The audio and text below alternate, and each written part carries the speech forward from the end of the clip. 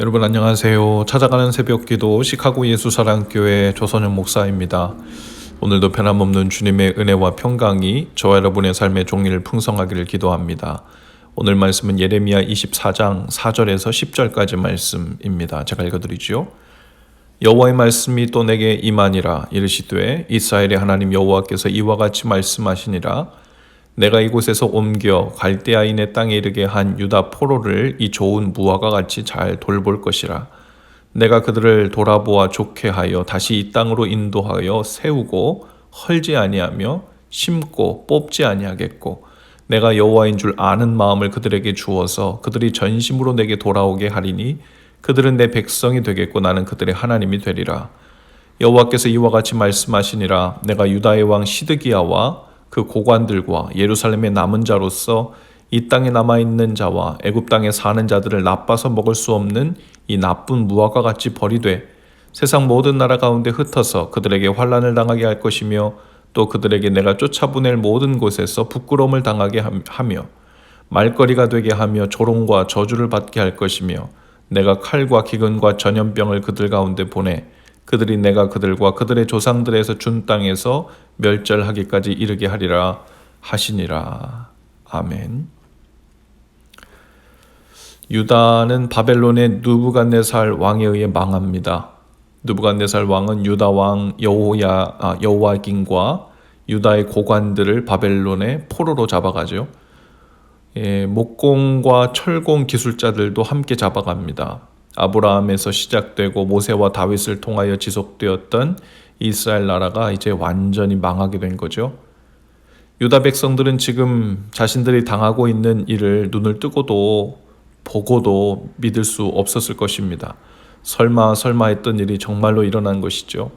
이제 그들은 모두 끝이라고 생각했을 것입니다. 자신들도 끝이지만 자신들을 통해 아름다운 일을 이루려 하셨던 하나님의 그 뜻도 여기서 끝이구나 하고 생각했을 거예요. 그러나 하나님께는 끝이 없지요. 늘 사람들이 먼저 자신의 생각 속에서 그림이 더 이상 그려지지 않으면 마지막이다, 끝이다 하는 버릇이 있습니다. 하나님은 성전 앞에 놓인 무화과 두 광주리를 예레미야에게 환상을 통해 보여주십니다. 하나님은 환상을 통해 유대인들이 포로로 잡혀가는 것의 의미를 그 무화과 두 광주리를 통해 말씀하시죠. 한 광주리는 천 열매인 듯이 극히 좋은 무화과였고, 다른 한 광주리는 나빠서 먹을 수 없는 극히 나쁜 무화과였습니다. 하나님은 예레미야가 본 환상을 해석해 주시는데요. 극히 좋은 무화과란 하나님의 말씀에 순종하여 바벨론의 포로로 잡혀간 사람들입니다. 어감이 좀 이상하죠? 바벨론의 포로로 잡혀갔는데 하나님의 말씀에 순종하여 잡혀갔다는 말이에요. 하나님은 이들을 극히 좋은 무화과 같이 돌보아 주신다고 하십니다. 그들을 사랑하여 바벨론에서 믿음의 연단을 시키십니다. 유대인들이 바벨론의 포로로 간 것은 분명히 그들의 우상숭배의 죄 때문이었죠. 그러나 그들은 포로로 가라는 하나님의 말씀에 순종하기도 했습니다. 하나님은 그 일을 통하여 더 선하신 목적을 이루시기 원하셨죠. 하나님은 바벨론 포로를 통해 이스라엘 사람들을 훈련시키실 뿐 아니라 동시에 바벨론 사람들에게도 하나님을 아는 빛을 주기 원하셨던 것이죠. 그 일에 쓰임받았던 대표적인 사람들을 우리가 압니다. 바로 다니엘과 세 친구들, 스룹바벨, 에스라, 스가랴, 느헤미야와 같은 사람들이죠. 5절에 보면 포로로 잡혀가는 일과 참 어울릴 것 같지 않은 표현이 나옵니다. 하나님께서 말씀하십니다. 내가 이곳에서 옮겨 갈대아인의 땅에 이르게 한 유다 포로를 이 좋은 무화과 같이 잘 돌볼 것이라. 포로로 잡혀간 삶이 그런 게 있겠나. 포로라는 것 자체가 이미 손발 묶이고 종처럼 노예처럼 부리는 것일 텐데 고달프고 고생스럽고 죽지 못해 사는 것이겠지 싶은데, 하나님께서는 그 포로 생활 동안에 분명 잘 돌보실 것이라고 말씀하십니다. 이해하기 참 쉽지 않은 표현이죠. 하나님은 나쁜 무화과에 대해서도 설명하시는데요. 그들은 시드기야와 유다 땅에 남은 고관들을 말합니다. 시드기야는 포로로 잡혀가지 않고 남았다가 그 앞에서 자식들이 죽는 것을 직접 보고 눈이 뽑힌 자입니다. 그 외에 예루살렘에 남은 자로서 유다 땅에 있는 자들이었어요. 그 외에 또 애굽 땅에 사는 자들이기도 했습니다. 주변 나라에 도망가 사는 자들이었어요. 이들은 바벨론에게 항복하라는 하나님의 말씀에 불순종하고 나름대로 살 길을 찾아 도망한 자들이었지요. 하나님이 주시는 훈련을 믿음으로 받지 않은 자들이었습니다. 그들은 자신들의 기지와 지혜로 도망하여 살아남았거나 다행히도 이곳에 남게 되었다고 조아라 했을 것입니다. 스스로 운이 좋고 복받은 자들이라고 생각했을지 몰라요. 그런데 하나님께서는 그들로 하여금 순종치 않고 사람의 지혜로 자기 눈에 보기 좋은 대로 행한 사람들이 나빠서 먹을 수 없는 무화과 열매와 같다고 말씀하십니다. 이들은 하나님의 훈련의 시간을 받아들이지 않은 사람들이에요. 다른 말로 하면 죄를 회개할 마음이 없는 사람들입니다. 그들에게 있어서 좋은 일이란 포로의 삶이라는 고단한 그 고난을 피하고만 보면 될 일이라고 생각한 자들이죠. 이 돌이킴의 과정을 통해 하나님께서 이루시려고 하시는 말씀에 귀를 기울이지 않고 당장 눈앞의 편안함만 취하면 된다 생각했던 자들입니다. 고난 속에서 고난을 피할 궁리만 했지 하나님을 바라보지 않은 자들이었죠. 오늘 말씀을 읽으면서 저의 군대에서의 생활이 생각났어요. 저는 마치 그 군대에서의 기간이 강제로 포로로 끌려가 지내는 포로 기간 같았습니다. 자유를 태어나서 중고등학교를 지나면서 대학교 1, 2학년을 지나고 군대를 갔는데요. 그때까지 이렇게 자유를 침해당하고 살아본 적이 없었던 거죠. 자유를 빼앗긴 채 산다는 것이 이런 것이구나 하고 큰 고통과 절망의 시간이었습니다. 저는 동의하지 않았는데 훈련소에 들어가 힘든 훈련도 받아야 됐고 생판 모르는 선임들이 자신들이 먼저 군에 왔다는 이유로 후임병들에게 군기를 잡는다는 명분으로 기분 내키는 대로 함부로 대하기도 하고 욕도 하기도 하고 잠을 못 자게 하기도 하고 밤 늦게까지 얼차려를 주기도 하고 자신들의 종 부리듯 하기도 했어요. 그것도 일주일, 2주일, 한 달, 2달이면 이 악물고 참아보겠는데 무려 2년 2개월이란 시간이었습니다. 저보다도 먼저 군에 다녀오신 분들은 아마도 더 오랜 시간, 더 힘들게 군 생활을 맞으면서 하셨을 거예요.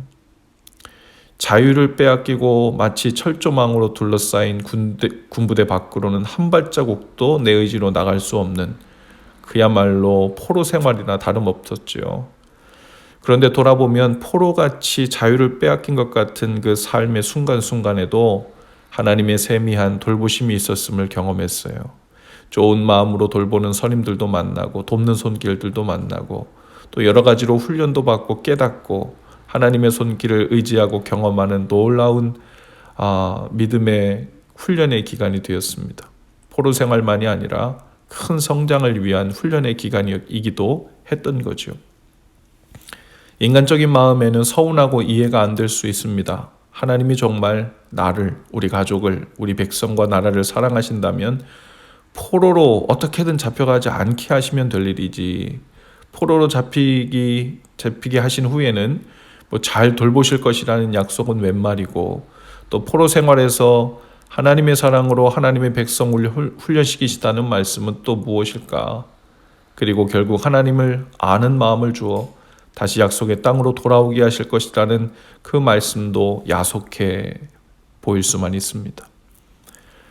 오늘 우리는 다양한 종류의 고난과 시련이라는 상황에 갇혀서 마치 손과 발이 묶인 포로 신세처럼 되어 살고 있을 수 있습니다. 어떤 분은 옴짝달싹 못하게 조여오는 경제적 압박이 그럴 수 있고 도저히 해결될 기미가 보이지 않는 답답한 관계 문제에 포로처럼 그 마음이 사로잡혀 있을 수 있습니다. 어떤 분들은 몸과 마음의 질병에 사로잡힌 것 같이 느낄 수 있고 또 어떤 분들은 신분의 문제, 생업의 문제, 불투명한 미래 문제 때문에 또 답이 나오지 않는 자녀 문제로 자유와 소망을 잃은 포로가 된 것 같은 느낌일 수 있죠. 그러나 이 고난의 시기에 어리석은 사람은 사람의 꾀로 이 고난을 피할 궁리만 합니다. 그러나 지혜로운 자는 하나님의 뜻을 묻고 하나님을 철저히 의지하는 일에 집중하죠. 그리고 이 포로 생활을 통해 나의 삶과 가정과 공동체를 새롭게 하실 하나님의 마음과 계획에 집중합니다.